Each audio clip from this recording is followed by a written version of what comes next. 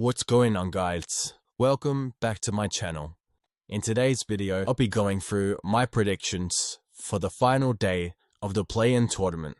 But before we start, make sure to hit the like button and subscribe to my channel if you haven't already. Once again, we start in the East, where we have the 8th seed Orlando Magic taking on the 9th seed Charlotte Hornets.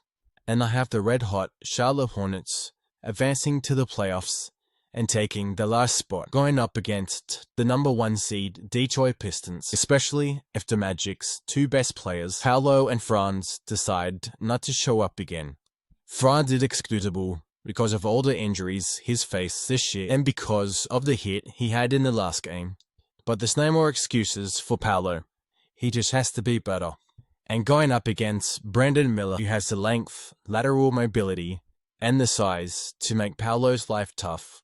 It will be interesting to see if Paolo can bounce back or not.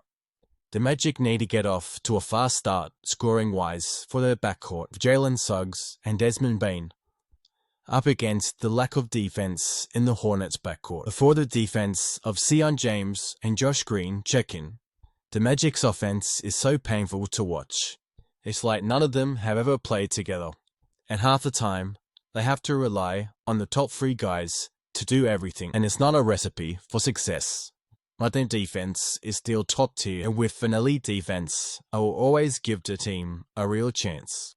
I've got to apologize to Miles Bridges. I knew he had the tools to not only be a good scorer, but also a good defender as well. And in that game against the Heat, he was playing fantastic defense, while also scoring the ball efficiency, especially from beyond the 3-point line. Going up against Franz, more than likely, they're gonna need him to play that level of defense again. Con was extremely disappointing in its postseason debut, and I did call it, but I am backing him to bounce back. But even if his struggles do continue, they have Kobe White as a spark plug off the bench to replace him. Overall, I think the Hornets defense is still better than the Magic's offense. So that's why I have the Hornets winning this game, and the matchups favor the Hornets heavily as well. If the Magic can get some offense off their bench with Anthony Black, Tristan da Silva, and Jamal Cain, they are hard to beat. But to counteract that, the Hornets bench, scoring-wise at least, is a lot better. Moving on to the last play-in game in the West, where we have the 7th seed Phoenix Suns taking on the 10th seed Golden State Warriors. I have the Suns just outlasting the Warriors.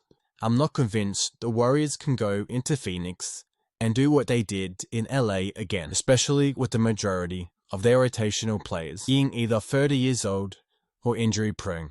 So only getting 1 day rest while also traveling would have a huge strain on this team. Warriors were heavily reliant on Al Horford hitting 4 threes, but seemed like in a row in the 4th quarter, and I just can't see him replicating that again in this game.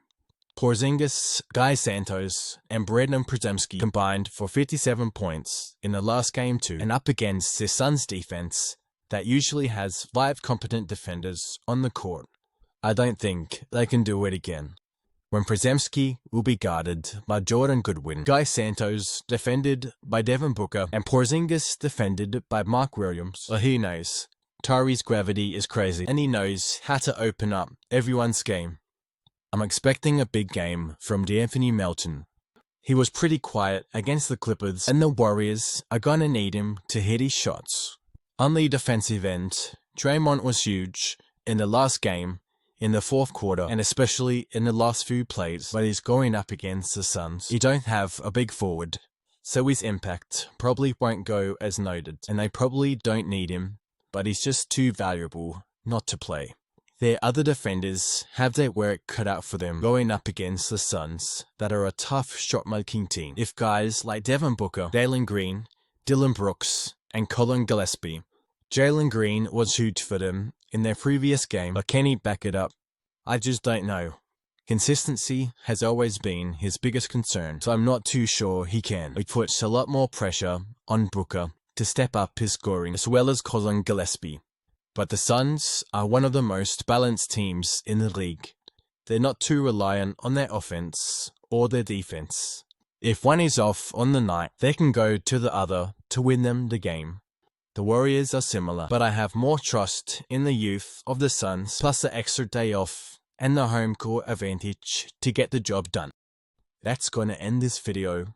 Make sure to hit the like button and subscribe to my channel if you haven't already, and let me know who you think wins both games and cements their spots in the playoffs.